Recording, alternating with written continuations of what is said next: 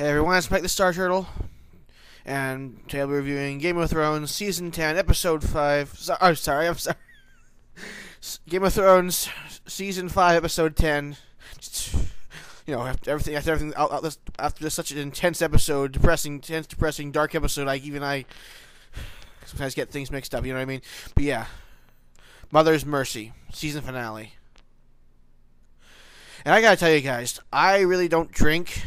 But if I did, I would really need a drink right now because this was probably the most depressing episode of Game of Thrones ever, and that's really saying a lot. Alright, now the big thing, I'm going to say the big thing that happened at the very end, I'm not going to go into too much. That's actually a separate video. It's literally worth a separate video, so I'm not going to go too much into that part. I'll allude to it. But I kind of already alluded to it at the beginning of this video. But yeah, so anyway, let's start with Stannis. Okay, the thing is, as fucked as what he did last episode, if you really think about it, they were kind of fucked anyway. And even though he is still kind of Melisandre's bitch, he's still kind of, yeah. If you think about it, there really wasn't no other options. It was either that or do nothing, and they still would have been fucked. So yeah, and to tell you the truth, apparently it really did. He burned his daughter alive, and apparently all that. Remember, we know the Lord of Light shit isn't bullshit. It's shit, but it's not bullshit. It actually does work. As fucked up as it is, and apparently the climate changed, and the snow melted.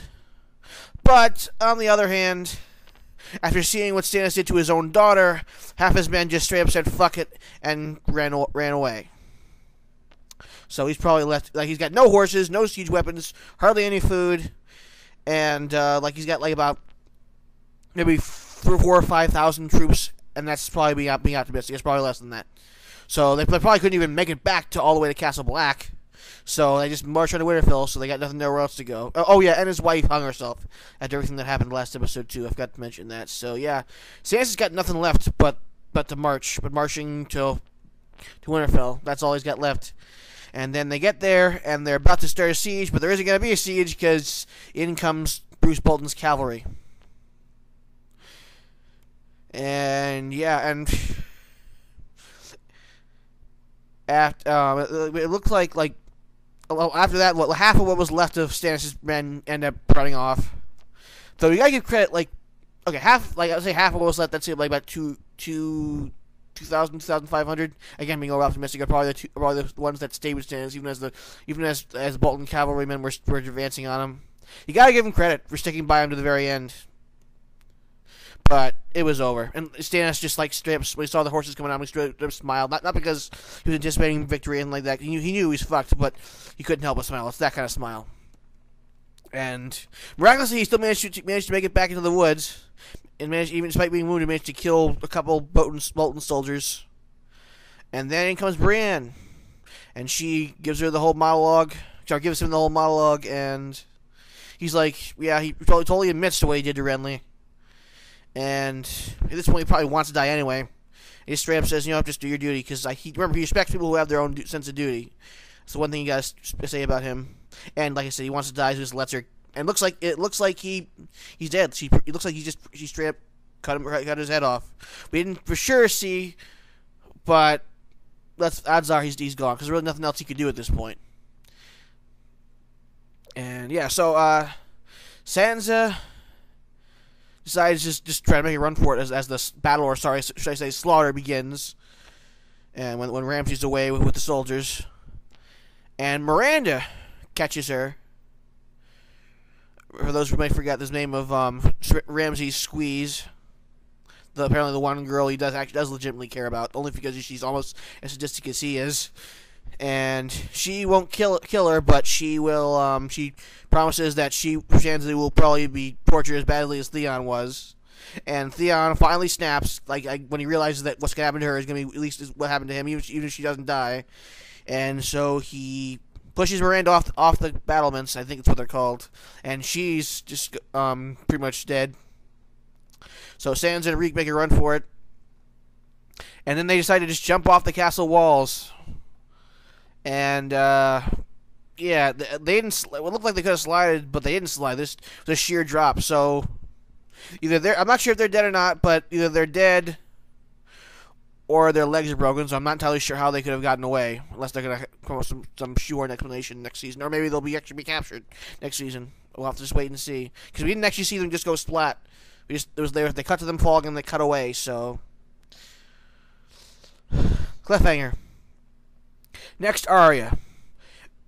Arya got to murder the fuck out of Meryn Trant. Like seriously, murder the fuck out of this. Usually not something.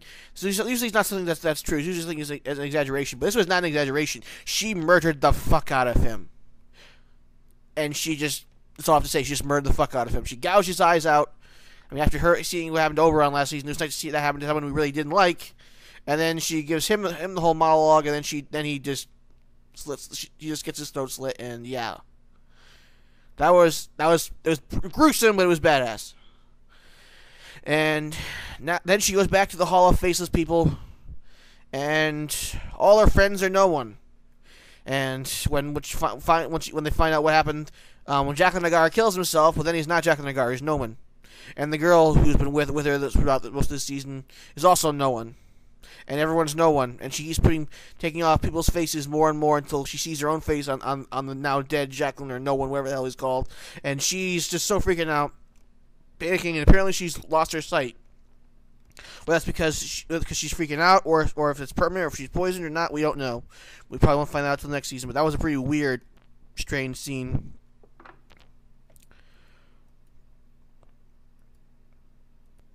Now let's get back to Dorne.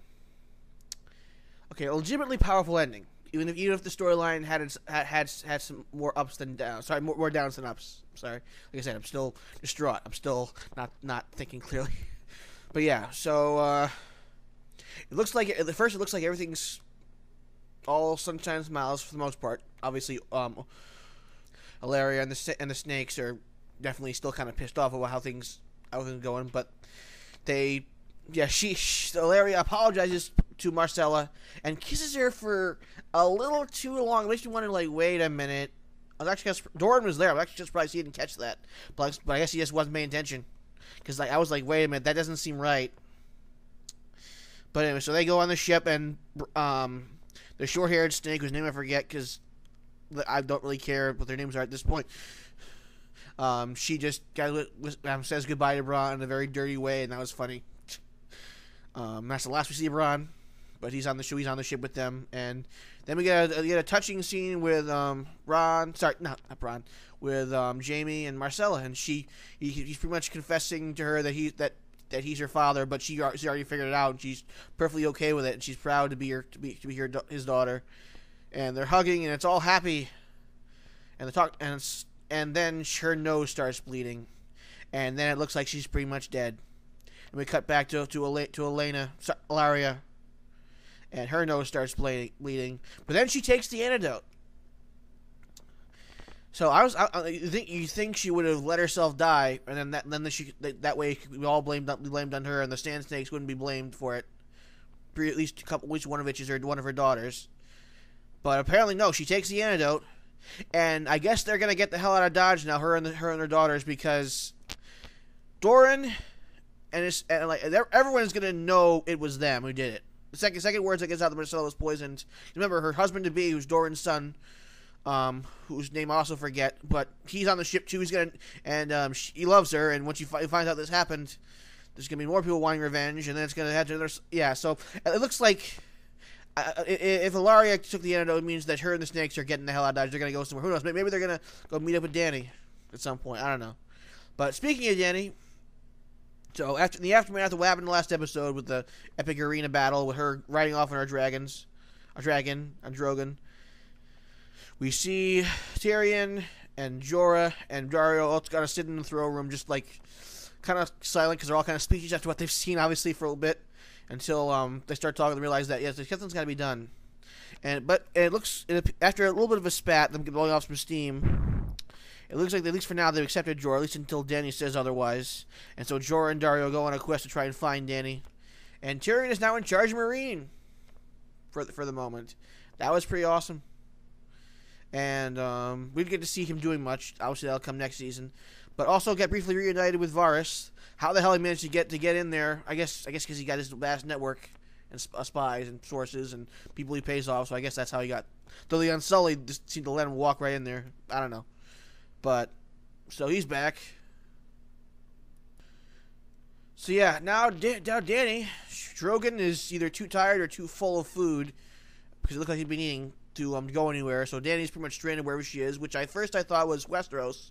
Would have been interesting, but no, they're not in Westeros. She probably would have remembered flying over the ocean if that was the case. So she just decides to go do, while she's waiting for Drogo to get better, she decides to go do some exploring, which I guess is like the first time she's really been alone, at least in like a grassy field in a long time. Like, she's been alone, like, the city, but never in a grassy field. Usually she's always been surrounded by people. I guess she want to take some time to herself and explore a little bit, so I can't blame her for that. But then, a Dothraki horde comes out of nowhere. We finally get to see what a Dothraki horde really looks like. We never got to see, like, more than, like, 20 of them in the first season. And it's supposed to be a freaking horde of thousands, because they didn't have the budget. But now they have the budget. And there's literally, like, thousands of fucking motherfucking Dothraki. And even if they recognize who she is... Remember, Khaleesi is just the leader's woman, essentially. Women have no real power as far as Dothraki are concerned, so that's not going to help her much. And she looks like she's captured now. Now, I'm obviously Jorah and Daario are going to find the trail and try to rescue her, but I just really hope that doesn't become a whole season affair next season, especially considering the fact that it looks like the Shorters may try to wrap things up at the end of season 7, so... I really hope they start handling things quickly if that's really the case. And yeah, so although on the bright side, maybe we'll finally get to see that badass Dothraki Unsullied battle that I've been wanting to see for so long. And let's say the Unsullied really need to make up for the rather humiliating, embarrassing close quarters losses they've had against the Sons of the Harpy this season. So it'd be nice to see them to go in open battle, which is what they're supposed to be really trained for and excel at. And against the Dothraki. Remember, in the history of Westeros, like hour-long thing for like season 4, I remember season 3. I forget which one it was. I think it was season 3, where we talked about the Dothraki horde and an army of Unsullied fighting, and it was a badass fight, and we didn't get to see it. So it looks like we might get to see a new version of that with this. I really hope so. That'd be awesome. But it won't happen until next season, though. So, and finally, back at the Castle Black, Sam finally realizes that he's gotten to a point where he's really just pretty much useless. Remember when Gilly was being threatened by those two fellow watchmen. Remember, he couldn't even get a shot in, which is unrealistic. The fact that he never even really tried to really learn better how to fight since season 1, where he failed miserably at it. The fact that he never even lost any weight after all the shit he's been through when they were out on the other side of the wall for months, like running around and kept having the bare minimum rations for months on end, and he never lost any weight. That's totally unrealistic. But anyway, he decided to go take Gilly and Little Sam to Old Town. He wants to become a maester, and Jon, as Lord Commander, gives him permission, which makes sense. Like at this point, he wants to make himself useful, and he's really good with book smarts. So as long as he gets to be useful, they'll probably hopefully come and play later. So that'll be really cool to see, because he as a fighter, he's just useless. He's really doing more harm than good at Castle Black right now. You understand what he's saying. And then we get to see Melisandre, who's abandoned Stannis right before the battle, which added to his morale. To the loss of his morale. And at this point, even she's like, "Yeah, I think I may have fucked up," and she's just totally broken and defeated. And, yeah. So she's in the Castle Black. And Davos knows the truth now, or I don't know if he knows what happened what happened to Shireen, but he knows that everyone, including Stannis, is dead. And he's probably got nowhere else to go now, so I'll make you see what he does. And then we get the For the Watch scene. At the very end. Which, you know what, like I said before, I'm not going to cover in this episode. Cover in this review, because there's not enough time. I only got 30 seconds left, and... That's going to take at least like 6 or 7 minutes to talk, so it's going to be a separate video. So, yeah. This is a really depressing episode. Really good, but really depressing. And, yeah. This episode left me really wanting more. Unlike last season, I felt satisfied at the end, but this season, I really wanted to know more. But not because I really was anxious to see more, just because I want to see more. Because after the way they left, I just want to see more. I'm not even happy about it. But, anyway.